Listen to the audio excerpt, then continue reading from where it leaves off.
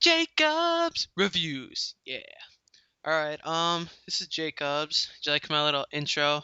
Uh, it didn't take me very long to figure out if you couldn't figure that out. This is our first review on our gaming channel. This is me, Jacob. I'm gonna be doing it, and it's about a game very close to my heart. Now, before I get started with it, I'm gonna tell you about the process. With all our reviews, we're gonna follow a process. We're gonna introduce it. We're gonna tell you some background. Then we're gonna tell you some story. We're gonna tell you about the gameplay. We're gonna tell you about the graphics. We're gonna tell you about the sound, and then if it has multiplayer, we'll tell you about the multiplayer. Then we'll move on to pluses and minuses, and then you'll have your conclusion, and we'll say it out of a 10 scale. We'll give a few words to describe it too. So, introducing this game, it is Assassin's Creed 3, another game in this Ubisoft series of the Assassin's Creed games. I've loved them, and I thought they were all well done, except Revelations fell a little far from the expectations that Brotherhood and Assassin's Creed 2 did. Now, this game is set in New York, in Boston, and the frontier in colonial America, and you play as Hathan and Connor Kenway. Connor is a Native American, and he's seeking revenge. I don't want to give too much of the story away, so I'm not going to tell too much about it.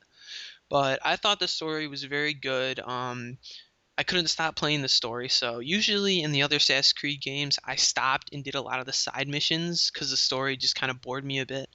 This story, I kept going with it because it was fun, like fighting battles alongside Americans against the Redcoats. It was great. I thought it was well done. The ending was a little disappointing, not to give it away or anything, and it had a little slow start. It ties well in with the whole storyline from Assassin's Creed to Assassin's Creed 2, all the way to Brotherhood Revelations and now. Um, yeah, I really enjoyed this story. Now, the gameplay was pretty good. I mean, there were some glitches here and there, but minus that, it was a pretty good game. There were a few cutscenes that I couldn't skip that I wanted to skip because they weren't really part of the main story. So that kind of made me mad a bit because I had to sit there on my iPod, like playing around because, I was watching these cutscenes. I wasn't even watching them because they were boring me. So that's something that was bad. I had to wait through the 10-minute long credits before I got the trophy of completing the game, or I could go back to playing Connor again. And, I had to go walk away from the game. I don't know if it was 10 minutes. I think it might have been like 20 or something because I had to walk away from the game and I kept coming back and they weren't done and they kept going on and I couldn't get the trophy because that's all I really wanted. But the ship battles are a new thing in this. You restore a ship sometime during the game, and you can do separate ship missions. And there's a separate ship story where you can go out in the ocean and you help the American cause through fighting on a ship, and it's really, really nice. I loved it. The battles are just epic and great, and it's really well done. Now, a new thing in this game is hunting. You can hunt because Connor is a Native American, so he hunts to make money. He hunts, he kills animals and stuff, and yeah, that's what he does. It's set in these new colonial cities, which are a little different from the ones in the past, like Rome and Constantinople. So they have a different culture and everything, and yeah.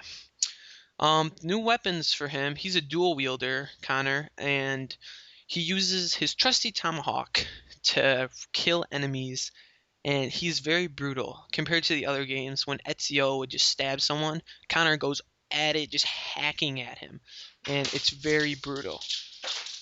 But he has very many side missions you can do with him, and a new feature where you can build your homestead and everything is really nice. And it's just like your little town that you can make, and it's pretty sweet. New fighting tech. In the last games, you could just sit there and keep countering everyone's attacks, and it was really easy to fight a huge mob of people, even though in real life fighting a huge mob of people wouldn't be that easy. Now you can decide whether to like kill someone or just knock them down. as opposed to just killing them every single time. And another gameplay flaw was trouble with free running. They added the new one button free run as opposed to the two button last games. In the last games, you would just jump to and fro, rooftop to rooftop. In this, he'll climb something, he'll stop for a second, and then jump. And I know you're trying to make it easier, Ubisoft, with the whole one button, but it fell a little shy from what I was expecting from this game. Now, moving on to graphics.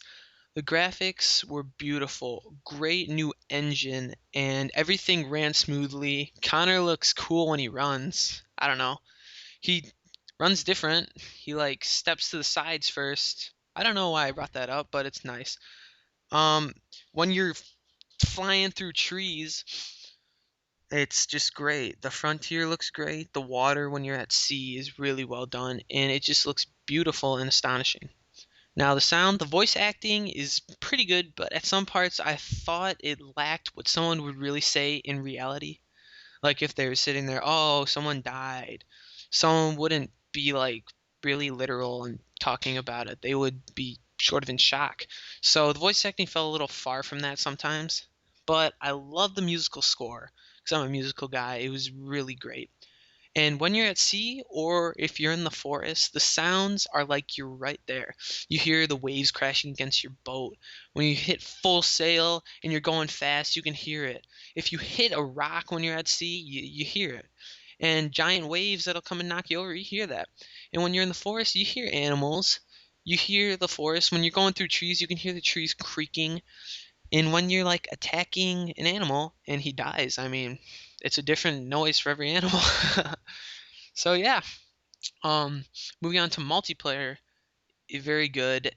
It has new game modes such as domination, which is kind of like Call of Duty domination, where you try and hold a position and try to stay in that position long enough to control it, and then other Templars will come by and try and get it from you. So you got to kill them. Another new game mode is Wolf Pack, where you and some friends can fight against CPUs and see how high of rounds you can get.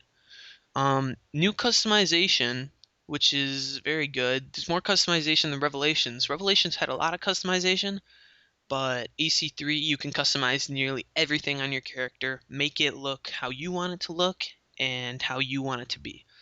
You can prestige just like in Revelations, and I thought it was very impressive. It'll have a more lasting appeal than the Revelations multiplayer did, or the Brotherhood multiplayer did. Alright, now that that's all done with, the pluses and minuses. Now, I'm going to give it a plus for all the extra side missions and extra ship missions and all the other stuff you can do besides the main story. There's a lot of it, so it adds a big plus. So much content to go through in this. The graphics are another plus. They were very great. I thought they were beautiful, more beautiful than other games I've seen. It's a very nice launch title with very good graphics. Um, Another plus would be the multiplayer. It has longer lasting appeal than I ever had towards the other games that I played, Brotherhood and Revelations.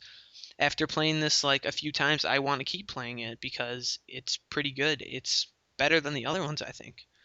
And the setting, colonial America, the time and everything. You can use guns now. You can stab redcoats. I mean, not to be biased towards the British or anything. I love the British. It's all good. But the setting's great. The time period is spot on. Perfect. Now the minuses. I'm going to give a minus for a slow start. The starting was slow. And another minus for the free running tech where you're running and you stop. That just kind of pissed me off because when I was doing missions, I was trying to get 100% synchronization. I would run and I'd stop and I'd have to try and jump and I couldn't get like half of the 100% synchronizations. I would just end up getting shot or dying because of the free running tech. And yeah, that's all I have to say about that. But the conclusion of this game, I'm going to give it a 9 out of 10. It was great. My word for you guys, my little phrase that I'm going to give it is it's a tomahawk. It's great. It's an Indian weapon. It's a tomahawk of fun. Let's put it that way.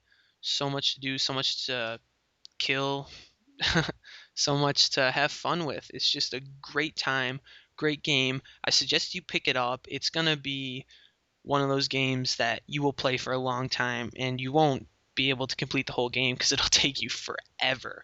Like there's so much content to weave through, to get through, and it's just a great overall game. You guys should pick it up. Really great. That'll end the review. This is our first review, and me, Jacob, signing off. And I hope you guys enjoyed it. And I hope this gives you help if you're gonna buy this game, whether you want to buy it or not. I suggest you get it because it's gonna be one of those games that you're gonna love for a long time. So thank you, everybody.